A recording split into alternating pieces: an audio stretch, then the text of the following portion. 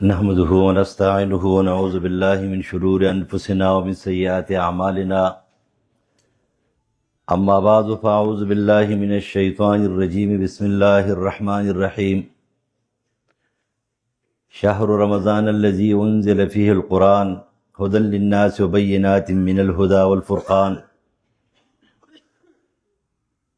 وعن عمر بن الخطاب رضي الله تعالى عنه عن النبي صلى الله عليه وسلم قال: ذاكر في رمضان مغفور وسائل في رمضان لا يخيب رجاؤه. رواه الطبراني في الكبير والبيهقي. میاشت رمضان هغه چې قرآن پکې نازل شوی دی، هدایت ته د خلقو دپاره، د حق او د باطل په منځ کې فرق کوونکی کتاب دی. عمر فاروق رضی الله تعالی عنہ نه امام طبرانی په خپل کتاب الکبیر کې او امام بهقی په سنن کبرا کې نقل کړي چې نبی صلی الله علیه وسلم فرمایي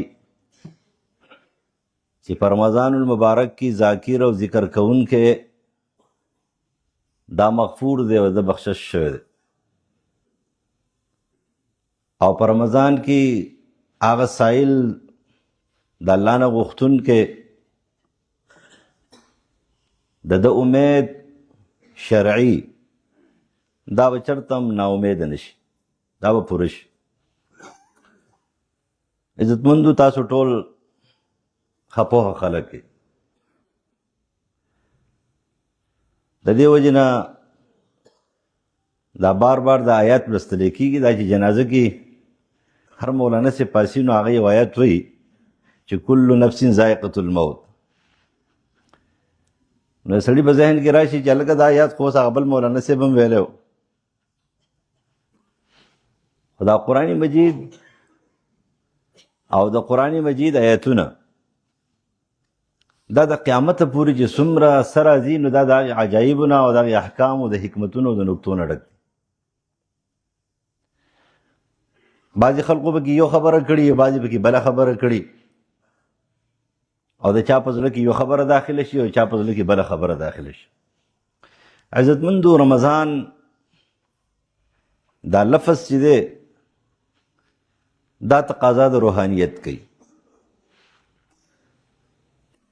سلفو کې دا څومره تصوف او صوفیان حضرات چې تیر شوي دي، چې کوم ښه موحدین صوفیان دي، نو هغوی به د خپل نفس سره جګړه کوله. دا نفس نه دا قابو کول ډېر مشکل کار دی. امام بخاری په خپل کتاب الایمان کې هغه نقل کوي چې د عمار رضی الله تعالی عنہ نه یو څلور خبرې نقل کړي دي، نه په هغې یو خبره ده چې د ټول نه په ګران کارونو کې ګران کار د نفس اصلاح ده. نو فرمایي الانصاف من نفسک، دا ایمان دی. دا خپل ځان نه به انصاف شروع کې، خپل ځان قابو کول، خپل نفس قابو کول، دې ته روحانیت وي، دې ته تزکیة النفس وي. او د نفس د قابو کولو دپاره په مخ د ځمکې چې د شریعت پاڼې اړې او راړې، نو د هغې دپاره یو قرآن دی او یو صیام دی. د دې وجې حدیث کې راځي چې القرآن والصیام، قرآن او روژه دا به ستا لپاره سفارش کوي قیامت پر ورځ. نو سلفو به د دې خپل نفس ته قابو کولو دپاره روجې نیولې، ذکر و اذکار به کول، تسبیحات به کول، او دا خپل نفس په قابو کولو. بلکې کله کله به داسې بالفعل چې کومه دی نو د دې نفس سره جګړه کوله. لکه ابوبکر صدیق رضی الله تعالی عنہ، هغه به هر سحر چې کومه دی د خپله ژبه نیوله او د خپلې ژبې ته به داسې زور کولو او ورته به ویله چې نن به زه ستا د لاسه یا جنت ته ځم یا به ستا د لاسه جهنم ته ځم.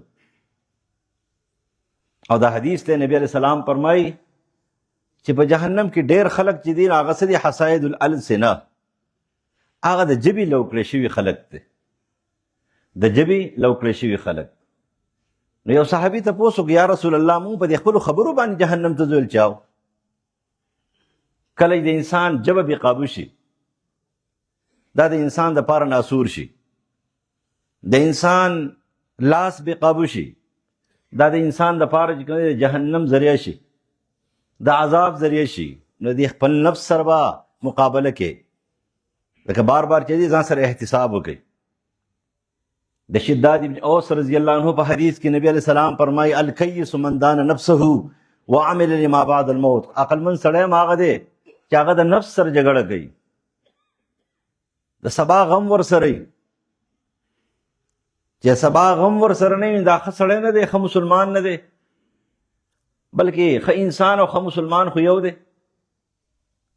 بې حسه انسان چې د ځان سره احتساب نه کوي دا بې حسه انسان دی، او بې حسه انسان دا ناکام انسان دی. دا انسان دا لفظ دا تقاضا د دریو خبرو کوي. په دې انسان په دې لفظ کې درې خبرې دي. نمبر 1 په دې انسان کې اناسیت دی. اناسیت معنا دا راځي چې بس حرکت وي، دی به متحرک وي. کله چې انسان متحرک نه و دی به خپل نفس هم نشي قابو کولی او دی به ماحول هم نشي قابو کولی، نه ځان جوړولی شي او نه ماحول جوړولی شي، نه کور جوړولی شي.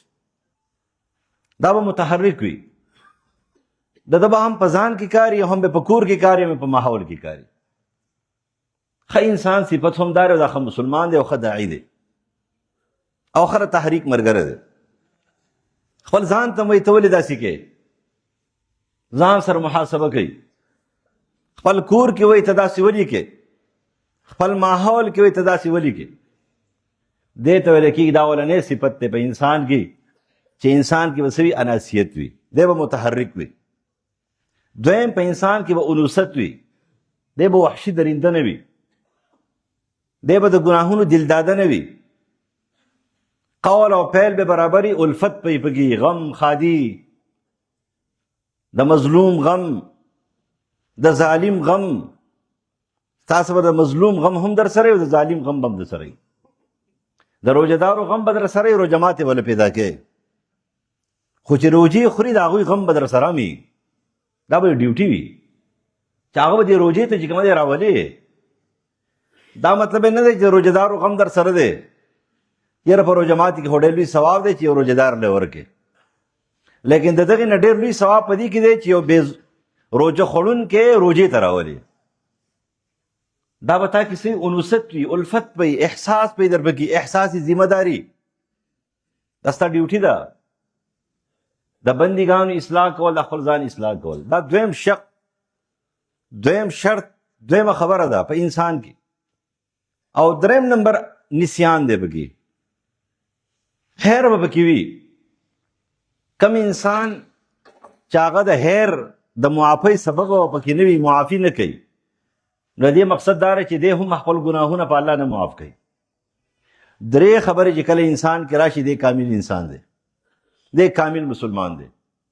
دی به څه وي، دی به متحرک وي، په ده کې به احساس الفت وي، په ده کې به هیر وي. دا د هیر ماده په دې انسان کې چې وي نو دا د دې دپاره دی چې کله د نه هیر وشي بل یې معاف کړي، نو چې د بل نه هیر وشي دی به معاف کړي، د معافۍ ماده به پکې وي. لہذا رمضان دا د جوړولو روژه ده. یو حدیث کې راځي، د ابو هریره رضی الله عنه حدیث دی چې امام بهقي نقل کړی دی. نبی علیہ السلام فرمایي علیکم بالصوم، که خپل ځان جوړول غواړئ د روژې سره تعلق جوړ کړئ. علیکم بالصوم، دا علیکم او علیکا دا داسې لفظ دی، دې مطلب دا دی چې که ځان جوړې، ښه سړی، ښه شخص، ښه صنف جوړې، نو د روژې سره تعلق جوړ کړه. علیکم بالصوم. ولی ځکه روژه انسان جوړې، د دې په شانتي بل عبادت نشته دی. فإنه لیس مثله، د دې په شانتي په جوړولو کې بل عبادت نشته. دغه وجه چې نبی علیہ السلام فرمایي چې روژهدار ته الله ثواب په خپله ورکوي، هر چا له ورکوي. خو دا خصوصي خبره چې وکړه چې الصوم لي وانا اجزي به، دا د دې دپاره وکړه چې دا روژه نه ده، دا انتهایی د نفس ته قابو کولو، د نفس ته کنټرول کولو یو بهترین سبب دی. خواهشات ماتوي. دا روژه سره الصوم وجاء، دا کسر نفس کوي، او د روحانیت دپاره نفس ماتول دا یو اهمه خبره ده چې یو سړی زما اندرون کې د روحانیت راشي، زما وجود دی قابو شي، قانوني الهي ته د سر کیدي، سنت نبوي ته د سر کیدي، د الله او د رسول د قانون په مقابله کې جوابونه نه کوم، د هغې دپاره به ته نفس قابو کوې. تر څو پورې چې نفس قابو نه وي، هغه د نفس اماره بالسوء په لپیټ کې وي، هغه د شیطان په لپیټ کې وي، نو بیا به د قرآن او د سنت مطابق زندگی ګرانه وي، سر به ورته نښکته کوي. ځکه وایي چې په دې روژه سره نفس قابو کېږي. او دویمه وجه بله ده، روژې ته او دې میاشتې ته میاشت د صبر او صبر ویل شوی دی. الصوم صبر. او د صبر مبارک کې قرآن مجید کې الله تعالی فرمایي انما یوفى الصابرون اجرهم بغیر حساب. صابران ته اجر بے حساب ملويږي. یو حدیث کې راځي معاذ الاشعری رضی الله عنه روایت ته، نبی علیہ السلام فرمایي چې کدی روزدار ته دا پته ولګېدله د رمضان د اهمیت، د رمضان د تاثیر، د روزې د تاثیر، نو دوی به وایي چې ټول کال به روزه وي، ټول کار دا به روزه وي. او دا رمضان دا د انسان د ایمان د معیار د معلومولو میاشت هم ده.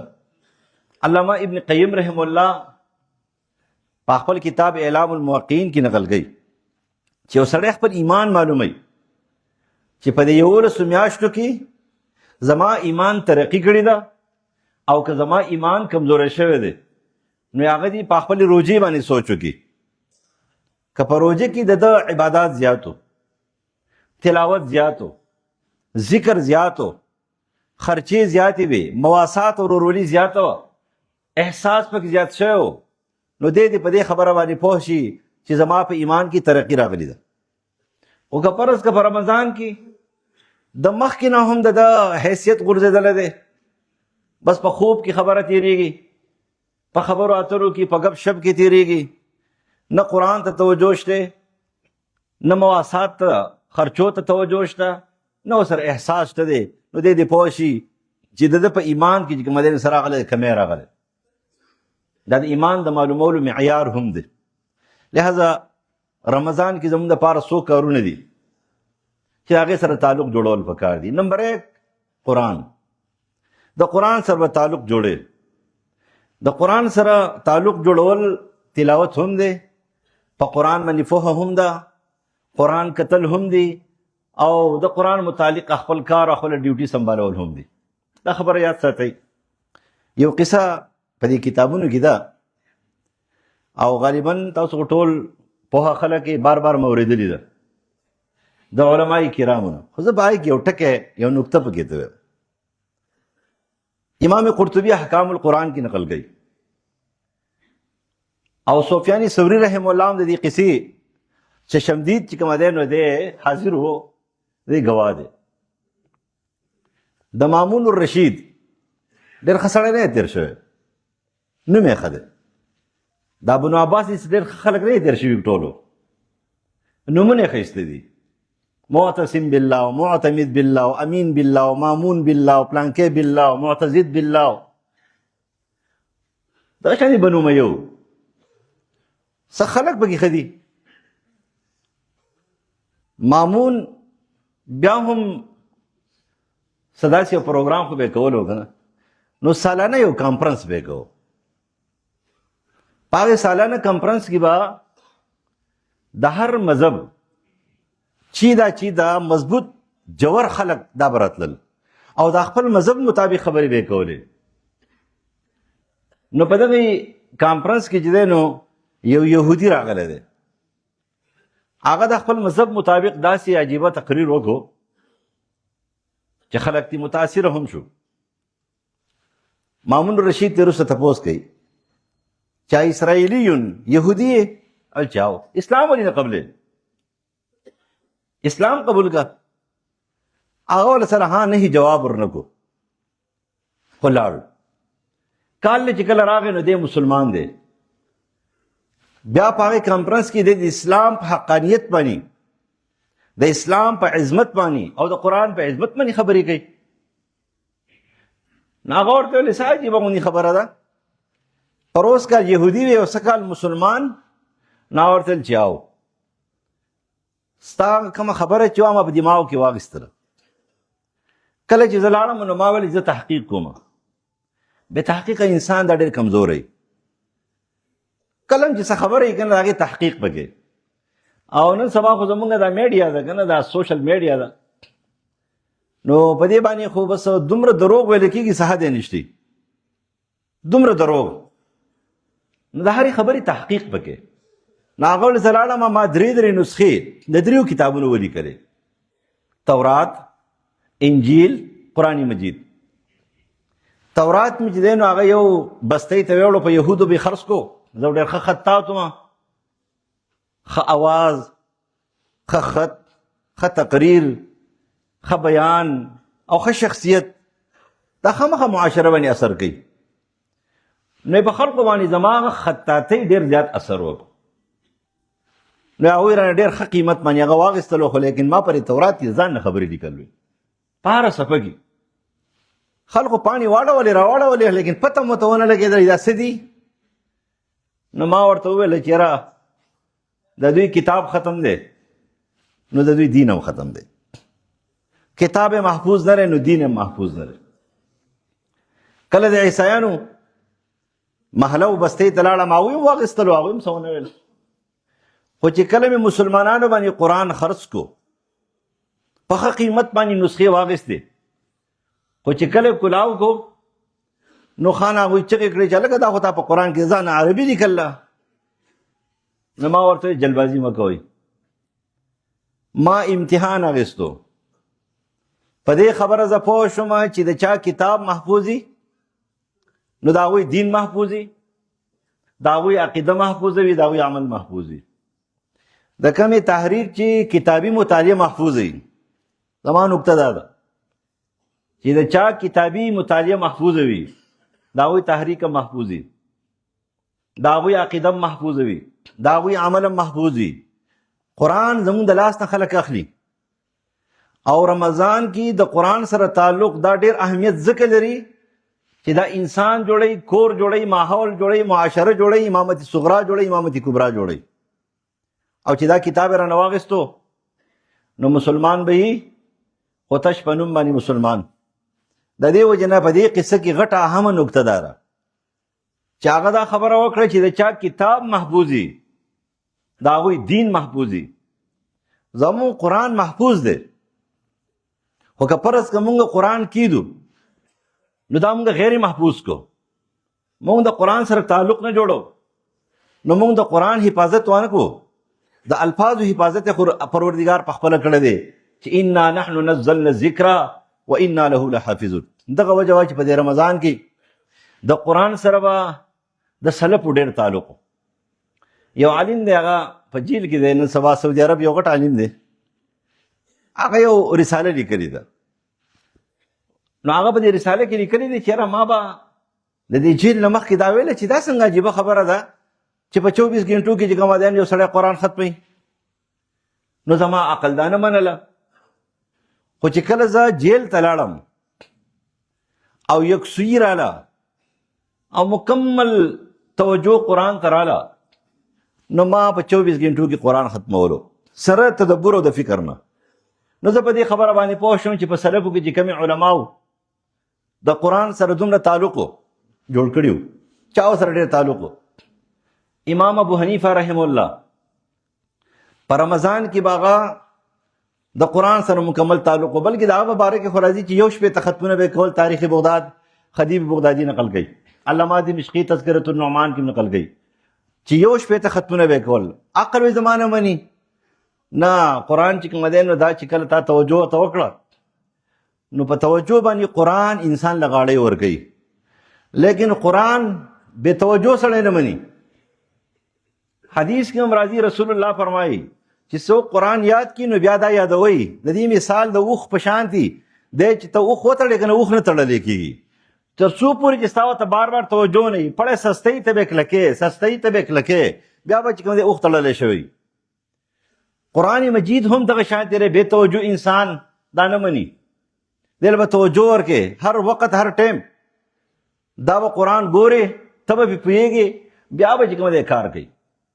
د دې وجې نه نبي علیه السلام په زمانه کې بعضې خلقو په ذهن کې به دا سوال وي چې د رسول الله په زمانه کې د منافقانو باندې قرآن تاثیر ولې نه کولو، تاثیر ولې نه کولو. په قرآن کې کمی و نه، په رسول الله په بیان کې کمی و نه، کمی په ناستو خلقو کې و. قرآن هغه چاله ځان ورکوي چې منیبي منیبین الیه. قرآن ته څوک رجوع توجه کوي، قرآن ولا ځان ورکوي. که فرض که رجوع توجه ته نه کوي نو قرآن به ستا نصیب وي.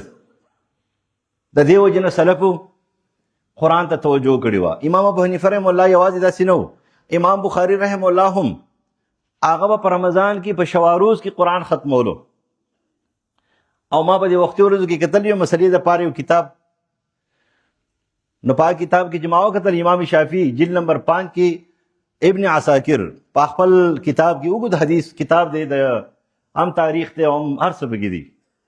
هغې ته تاریخ ابن عساکر وایي، تاریخ دمشق ورته وایي، تاریخ شام ورته وایي. د هغې په 5م جلد کې نقل کوي چې امام شافعي رحمه الله به هم په سواروز کې چې کوم دی نو قرآن ختمولو. نو دا میاشت دا د قرآن میاشت ده. په دې وجه باندې په آخري رمضان کې نبي علیه السلام ته جبریل امین قرآن مجید 2 ځله ختم کړی دی. تعلق به سره جوړې، او چې د قرآن سره یې تعلق جوړ کو قرآن به دې برکوي. القرآن حجة لک وعلیک. د مسلم حدیث ته عمر فاروق رضی الله عنه فرمایي چې دا کتاب رسول الله فرمایي ان الله یرفع بهذا الكتاب اقوام ويذو باخرین. دا د عزت کتاب دی، دا د عظمت کتاب دی، دا د بڑای کتاب دی، دا د جوړولو کتاب دی، دا د اوچتولو کتاب دی. خو که فرض که توجه نه وي نو انسان به سوي دا به غورځېږي. دا د شفاعت کتاب دی په قیامت کې. نو د دې پرچار پکار دی، په خپله ورته هم ناسته پکار ده، خپل بچي ورته هم متوجه کول پکار دي، او ځان مستغني ګڼل د دې دوره تفسیر نه او د ترجمو نه او د قرآن نه. دا خو د منافق صفت دی. منیب خو هغه نه. مسلمان و خو هر ټایم هر وخت قرآن سره تعلق وي. تعلق بالقرآن تعلق بالله دی، او تعلق بالله دا تزکیة النفس کوي. قرآن باندې نفس مطمئن کېږي. الا بذکر الله تطمئن القلوب. روحانی لحاظ سره هم اطمینان ورکوي او جسمانی لحاظ سره هم اطمینان ورکوي. اتقان فی علوم القرآن نقل گئی، امام قرطبی نقل گئی. مره هغه وایي زه خپل استاد خواله لاړم، زما استاد بیمارو، نو ما باندې هغه بیماري ښه ونه لګېدله، سخته وه، تکلیف ورته، بهر راووتلم. وایي څه ساعت بعد چې کومه دی زه ورغلم نو د هغه حالات برابر شوي. نو ما ورته ویله چې تاسو ته مخکې تکلیف و اوس لږ حالات هم ښه شوي دي، څه وجه ده؟ نو هغه راته ویله چې زما خیال دی پلانکې دی چې ناستو قرآن تلاوت یې کوو، او د قرآن د تلاوت په وجه باندې زما پر وجود کې نرمي راله. روحاني جسمانی لحاظ سره اطمینان ورکوي، سهولت او اسانتیا راولي. نو الا بذکر الله تطمئن القلوب. لہذا اوله خبره داره چې په رمضان کې زموږ د قرآن سره ډېر تعلق وي، تلاوتن، معنن، نقلن، دعوتن. هم به تلاوت کې، هم به یادې، هم به خلقو ته بیانې. کوشش پکې بلغوا عني ولو آیا. یو آیات ولې نه وي؟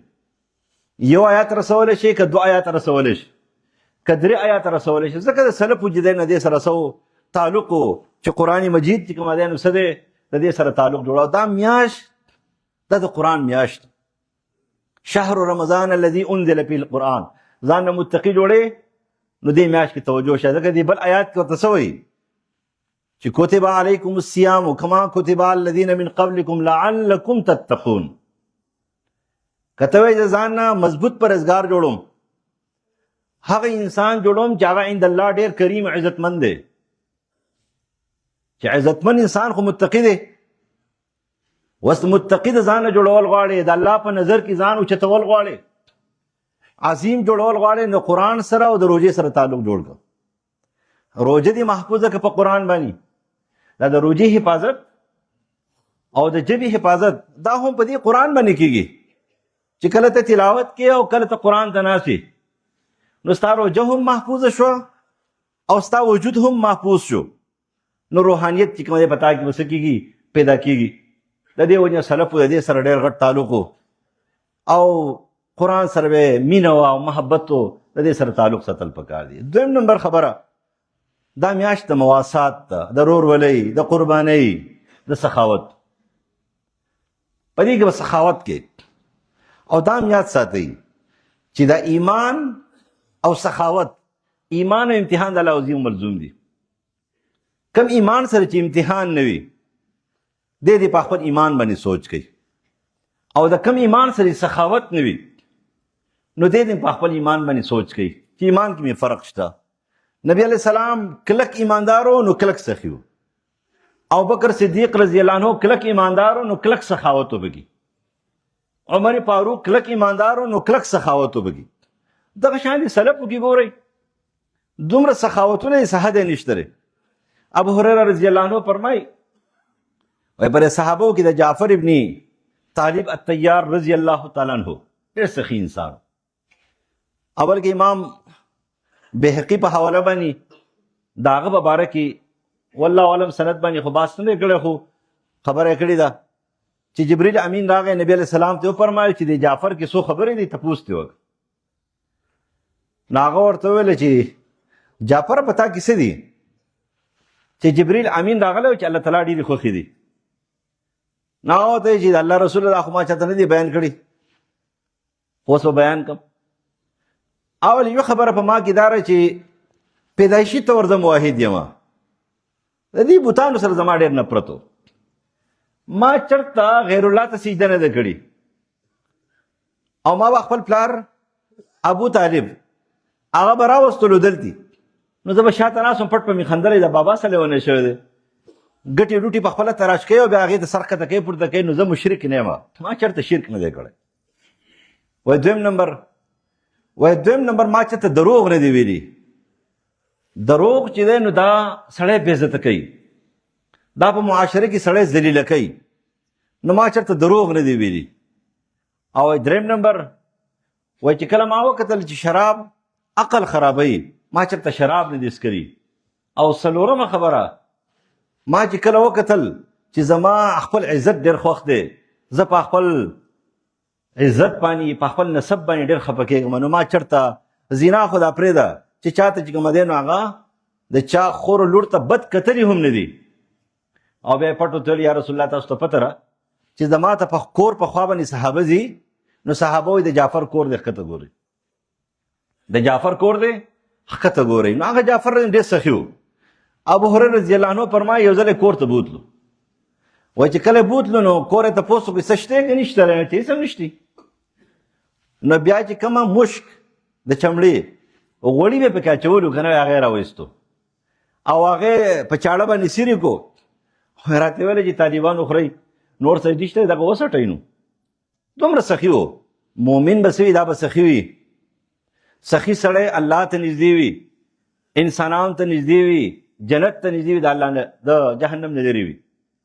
نو ایمان او سخا، ایمان او امتحان دا دواړه لازم او ملزوم دي.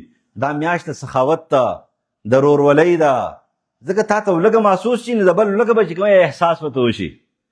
تا ته تنده محسوس شي تږی شي، د بل د تږي چې کومه دی د هغې احساس ورته وشي. فلسطین احساس ورته پیدا شي، د ماشومانو احساس پیدا شي، د مظلومانو پیدا شي. نو دا روجه دا احساس ول عبادت دی. خواهش هم کنټرول کوي خو احساس ول عبادت دی. په سړي کې د سخا احساس پیدا کوي، د سخاوت احساس پیدا کوي، او سخاوت ډېر اوچت شی دی. امام ابو حنیفه رحم الله په باره کې تاریخ بغداد په 14 جلد باندې او په 2 جلد کې هم نقل کوي چې امام ابو حنیفه رحم الله به روزانه د 12 درهم روټۍ اخیستلې او په دې خلکو به تقسیمولې. ډېر سخي انسان و، سخاوت چې دا ډېر زیات. امام بخاري رحم الله ډېر سخي و. د هغه یو شاګرد دی، د هغه نوم دی غالب زده جبرائیل. د امام بخاري په سوانح عمري کې نقل کوي چې د هغه 5000 دینار ماهانه ګټه وه. دا روپۍ نه دي. زموږ فقها نقل کوي چې یو سړی روپۍ سیزي یا یې شلی نو دا به دې ته نه پرېږدي، خپلې روپۍ ورسره دي او دی دا لوټ شلی، وایي دا به دې ته نه پرېږدې، د ده دا لاس په تاوهي او دا به تې اخلې، وایي دا ولې دا رده نه دي. په دې کې د ډېرو خلقو حقوق دي، په دې کې د ډېرو خلقو چې کومه دی یو حصه ده. زمونږ دا مال، زمونږ دا دولت، زمونږ دا روټۍ، زمونږ دا رزق، دا اوبه، په دې کې ډېرو خلقو حصه ده. دا احساس پیدا کول پکار یو دا رمضان درکوي. نو دویمه خبره دا ده چې مونږ به څه یو، مونږ کې به سخاوت وي، سخاوت، مواسات به وي، خرچه به وي، انفاق به وي. ځکه نبي علیه السلام فرمایي چې یو سړی روژهدار له یو ګوټ اوبه ورکړي، د کجوري یو زړه ورسته کجوره وله ورکړي او روژه پې ماته کې دی مغفور شو، الله تعالی به درته بخشش کوي، دی به معاف کوي. دا دویمه خبره. درېیمه خبره دا د توجه ده. په دې کې به ته توجه کې خپل روحانیت ته دعا وکړې، هر ټیم هر وخت به غواړې. لکه لیلة القدر په باره کې نبي علیه السلام فرمایي چې عایشه صدیقه رضی الله عنها تپوس وکړو یا رسول الله که ما ته پته ولګي چې لیلة القدر دی نو زه به کومه دعا کوم؟ نبی علیه السلام ورته وفرمایل چې دا دعا به کې اللهم انک عفو تحب العفو فاعف عني، یا الله ما معاف کړي، ما څه کې معاف کړي. دا ټول نه غټه خبره ده. امام بخاري امام ابو داود نقل کوي دا د معافۍ سوچ چې چا سره ورسره وي دا د سبا غم دی، دا د نفس آواز دی، دا د روحانیت آواز دی چې د نفس او د تزکیه برابر ده. دا ابو موسی اشعری رضی الله عنه زوی دی. ابو برده عبدالله ابن عمر رضی الله عنه ته فرمایي چې زما او ستا د پلار بحث و، نو زما پلار ستا د پلار نه تپوس وکړي سبا به څه کېږي؟ نو هغه ورته ویل چې سبا سر په سر خلاص شم که نه. دا ډېره غټه خبره ده زما دپاره. نو ابو موسی اشعري رضی الله عنه ته وفرمایي د امیر المؤمنین مو خو ډېر کارونه لله فی الله کړي دي، واقعي کړي دي، الله تعالی به موږ جنت الفردوس راکوي. نو هغه ورته وویل چېرې وروره ستا سوچ دی او زما یره ډېره زیاته ده، زه خو ډېر یېرېږم، زما همدغه سوچ دی چې سر په سر چې کوم دی خلاص شمه. نو عبدالله ابن عمر رضی الله عنه ته ابو برده وایي ستا پلار ټیک خبره وکړه که زما پلار ټیک خبره وکړه؟ هغه ورته ویل دواړه غټ صحابه دي، دواړو ټیک خبرې وکړه. او نه ستا پلار ټیک خبره وکړه، خبره د حساب شي نو ګرانه ده، او که خبره د رحم او د فضل شي نو بیا اسانه ده. که د الله رحم او فضل متوجه شي نو بیا خو اسانه ده، خو که خبره د حساب شي نو دا بیا ډېره ګرانه ده. الله تعالی دې مونږ د مناقشې نه بچ کړي او په فضل الهي په لپیټ کې دې الله تعالی مونږ راولي. دی سبا غم دا به پیدا کېږي در سره. الله ته په توجه کې دعا وکړې. دا دعا دا د ایمان اثر دی. عجیبه غوندې کار یې په دې زمانه کې تاسو ګورئ، په دې معاشره کې ګورئ، څه خلک داسې وي چې هغه خلک د جنت نه امیده کړي او څه خلک داسې دي چې هغه نه جهنم هیر کړي. لیکن قرآن او سنت اب ته په داسې انداز باندې رسول الله او الله کتاب نازل کړی دی، بیان کړی دی چې د دواړو په منځ کې د ایمان ته بین الخوف والرجا وایي. وایي دا ایمان د دریو خبرو نوم دی. علامه شیخ الاسلام ابن تیمیه رحمه الله خپل رساله کې العبودیه کې لیکي او دغه رنګ ابن ابي معز الحنفي د عقیدة طحاویہ په شرح کې نقل کوي چې د ایمان مثال دی یو مارغه دی، یو طرف یو وزر خوف الهی دی، بل وزر رحمت الهی دی، او دا سر او تنه طلب دی، دعا ده. درې خبرې به در پکې موجودې وي او دا درې واړه خبرې په رمضان کې دي. د قرآن سره تعلق جوړ کو خوف الهی به پکې راځي، د قرآن سره تعلق جوړ کو د رحمت امیدوار به، او د قرآن سره تعلق جوړ کو نو طلب بکې، دعا بکې، روزماتي کې به دعا کې، پښمنی کې به دعا کې، په پروګراماتو یو د قرآن د تفسیر په ختم کې بکې. دا درې خبرې ایمان دی. ور ایمانیات خو تاسو ته پته راکنه، یو ته ارکان اسلام وي، بني الاسلام علی خمس، یو ته ارکان ایمان وي، آمنت بالله وملائکته وکتبه ورسوله وقدر خیر و شر من الله تعالی والبعث بعد الموت. لیکن د دې ټولو خلاصه چې تا خپل ایمان معلومه، یو سړی وایي دا خپل ایمان معلومو، دا خپل ایمان معیار معلومو چې زما ایمان څومره دی. نو دریو خبرو ته به سوچ وکړې. اول په خپل ځان کې خوف الهي وګورې. چا کې چې خوف الهي وي هغوی د معصیاتو سره نفرت وي، دویم نمبر ځان کې به د رحمت امید وګورئ. په چا کې د رحمت امید وي دی په عباداتو کې ډېر شوق لري، مستحبات یې نه پاتې کېږي. اکثر خلک داسې دي. یو کتاب مغني د ابن قدامه لیکلی دی، روب الاسلام. په دې روب الاسلام کې خبر تاسو ټول ملیان یې ګورئ. علم دې ته نه وایي چې خامخا سند فراغت ورسره وي. علم دانستنه پوهې ته وایي. او د مولانا صاحب کتابونه چا کتلي هغه غټ عالمي غټ پوهه انساني. نو روب الاسلام کې یو خبره کړې ده. اول ځان ته کوم پسې تاسو ته کوم ډېره اهمه خبره ده. هغه وایي چې کومه دا پوهه خلک ته په قرآن او حدیث باندې د خپلې زمانې کې ډېر لرې تېر شوی دی. 100 کاله پس دا خبره په مونږ کې ده، نو مونږ کې به څومره کمزوري وي. ویل چې کوم خلک قرآن والا دي، یا د قرآن سره تعلق دی، یا داعیان دي، یا تحریک سره تعلق دی، یا بل په دین پوهېږي، دوی په مستحباتو کې ډېر کمزوري. نوافل نه کوي، سنت اهتمام نه کوي، د نورو عباداتو اهتمام نه کوي. دا به کوي. او زر دا وایي چېرې د عالم خوب د عابد د عبادت نه بهتر دی. وایي دا تا عابدان وګوره چې هغه عالمانو، هغه بزرګانو، هغه مجتهدینو، محدثینو چې دومره عبادت پې کولو یې سهه دی نه. ملا علی قاري مرقات کې نقل گئی زین العابدین حسین ابن علی ابن حسین، هغه به یو باغ و 1500 زیتون ونې وې پکې، 24 غنټو کې به 1000 رکعاته کول. ته منې او که نه منې خوا کول، د هر ونې لاندې 2 رکعاته کول. نو که موږ په مستحباتو کې کمزوري یو. د سنتو اهتمام پکار دی، روحانیت پکې راځي.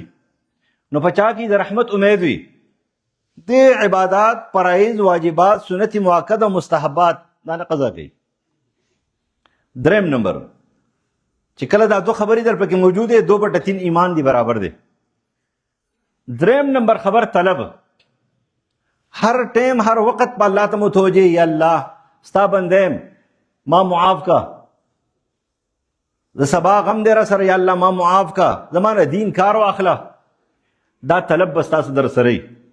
کله چې طلب در سره پتا کې 3/3 پورا ایمان چې دا موجود دی. نه خپل ایمان چې ګوره په دې به ګوره. او دلته هم په رمضان کې تاسو چې ګوره هم دغه 3 خبرې دي چې خوف الهي پیدا کیږي په قرآن کې، د رحمت امید پیدا کیږي د قرآن په تعلق باندې، او طلب پیدا کیږي د قرآن په تعلق باندې.